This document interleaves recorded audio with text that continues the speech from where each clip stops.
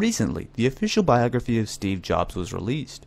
Unlike many other books that discuss bits and pieces from various points of view, this goes over all, from how Jobs was adopted all the way through the release of the iPad 2 and iCloud.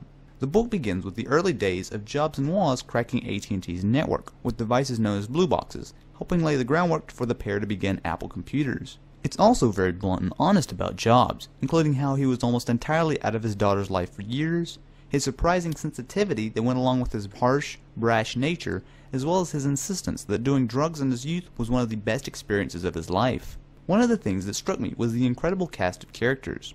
Some of the well-known tech giants of today, including Bill Gates, were integral parts of the story of how Apple came to be as well as the genesis of Microsoft.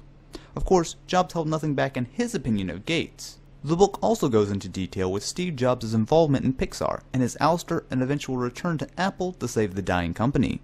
He also talks about the origins of some of the most popular Apple devices of today, such as the iPod, iPhone, and iPad.